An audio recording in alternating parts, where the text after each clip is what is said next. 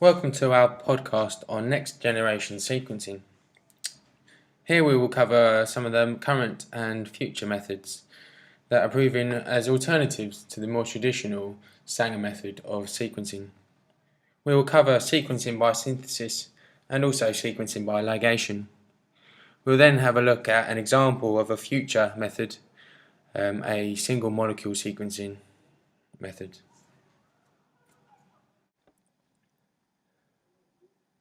Pyrosequencing is a form of sequencing by synthesis. It utilises the biological processes that underlie DNA synthesis. Okay, so let's follow this process a bit. So we've got an array of enzymes along with DNA polymerase, which we'll see in a second. We've got a DNA template that we want to sequence. So we add a primer, which anneals, and then we add a bunch of bases. In this instance, it's C. Okay. In the presence of the DNA polymerase, these bases are included. Okay. This gives off pyrophosphate, which is converted by ATP sulfurylase to ATP. This ATP is then used by luciferase to convert luciferin into oxygenated luciferin, a process which gives off light. So this light given off equates to the inclusion of a C base here, and then we may infer as to the identity of this base here, G. A pyrase then degrades the remaining bases, and the process is repeated. Bases are added, okay, and are included by the DNA polymerase. In this instance, 2 T bases were included, as we had 2 A bases here. Pyrophosphate is again given off, converted to ATP, which again used by luciferase to create oxygenated luciferin, and the light is given off. As we had the inclusion of the 2 bases, the light given off is thus more. 2 T bases are included, as we have 2 A bases here. A pyrase then degrades the remainder, and again sequentially bases are added to the reaction, and it follows. We get a line of peaks corresponding to various bases, the height of the peak corresponding to the amount of bases included.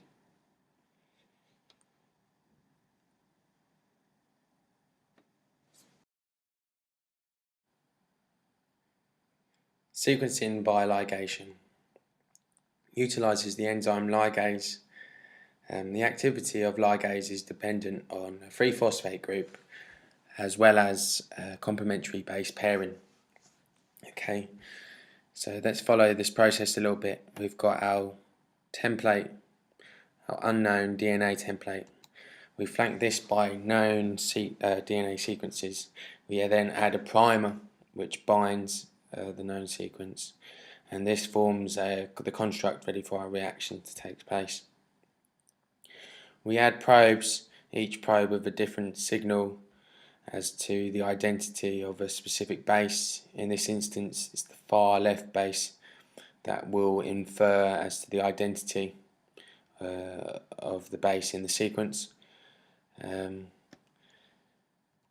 yeah, a base probe binds a specific base, and the rest of the probes are washed away. The signal is then read off, okay, and we may then infer as the identity of this base here. This process is repeated. The signaling molecule is cleaved and leaving a free phosphate end. Probes are then added again. Ligase ligates the probe to the free end. Okay, in this instance, it's the G that's bound to the C. We wash away the probes and read off the signal again. So in this instance, we've identified these 3 bases. So what about these ones in between?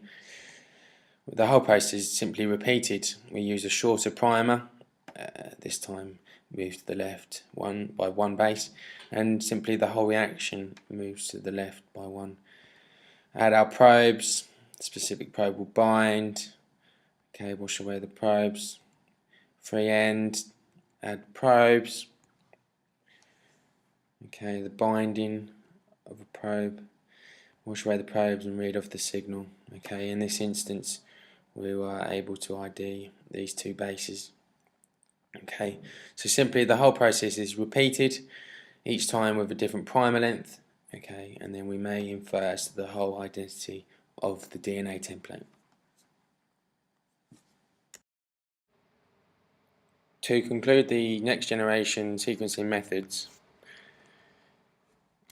in the real world, companies formulate arrays of reactions so that in any given time you are doing thousands of reactions, so that your throughput is massively increased. Also, modern day technology utilizes DNA amplification methods such as polymerase chain reaction to get the quantities of DNA required to run these reactions.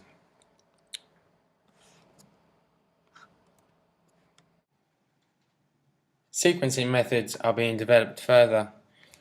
These are referred to as next generation sequencing. The example we are going to show you here is one that was developed by Pacific Biosciences. It is called single molecule real-time DNA sequencing.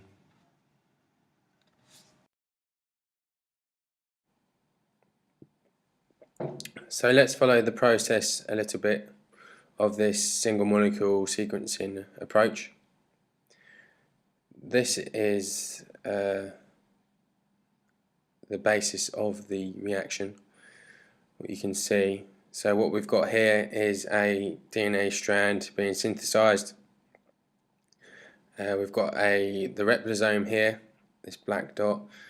We've got this really small opening, really kind of nanoscale opening, and then this replosome is attached to this substratum. Okay, this area here highlighted in blue is the observation area. So fluorescently labeled nucleotides are free flowing around the area, free flowing around the space, enter this area and give a signal. This forms your like basal background signal, as it were. Now when a free-flowing nucleotide is kind of synthesized, as it were, into the new strand, that nucleotide will be held in that position for a fraction longer than any other free-flowing molecule in this area, and that will then be read as a signal against the background noise, and we know which nucleotide has been incorporated at that instance, and the process follows. Entering this observable space a little bit more in detail, you can see the labelled nucleotides forming this background signal.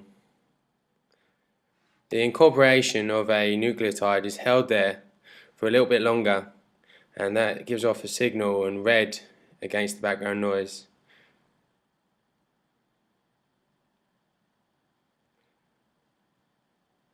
This gives us the sequence of our strand.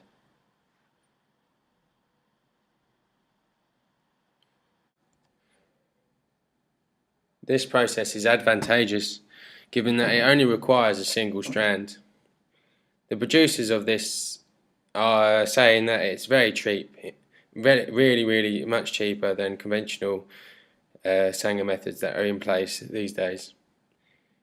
Also, given the nature of the reaction, utilizing what basically happens in vivo, it's highly accurate and efficient.